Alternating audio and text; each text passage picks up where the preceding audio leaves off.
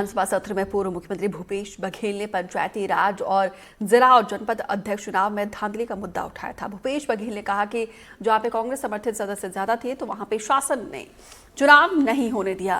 सरकारी मशीनरी का दुरुपयोग करके बीजेपी को जिताया जा रहा है। तो वहीं पूर्व मंत्री अनिला भेड़िया ने आरोप लगाया कि कांग्रेस समर्थित उम्मीदवार को जबरन नामांकन दाखिल करने से रोका गया। कांग्रेस के आरोप पर डिप्टी सीएम विजय शर्मा ने कहा कि कांग्रेस के पास सरकार के खिलाफ कुछ नहीं है, इसीलिए शगुफा छोड़ रही है।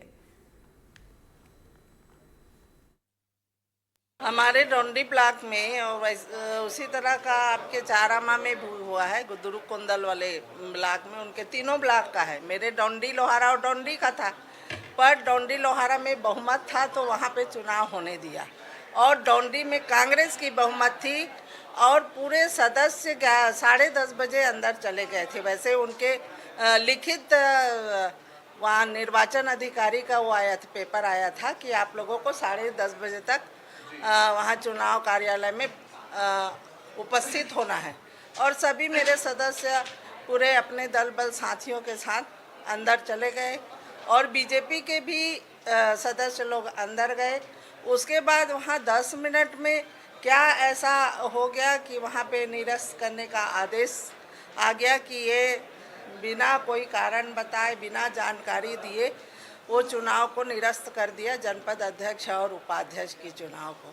जो नगरीय निकाय चुनाव और पंचायती राज के चुनाव हुए, जिस प्रकार से सत्ताधारी दल ने शराब और पैसे और शासकीय मिशनरियों के दुरुपयोग करते हुए चुनाव जीतने की कोशिश की, और अभी भी वो लगातार जारी है। और अभी जो जनपद अध्यक्षों के चुनाव हुए और दुर्ग जिला पंचायत के जो चुनाव हुए, वो लोकतंत्र को तार किया है, अपमानित किया है। जिसमें ये 3 ब्लॉक, जो पहले 3-4 ब्लॉक में जो मैंने कहा, उसमें बैठक आहूत हो गई थी।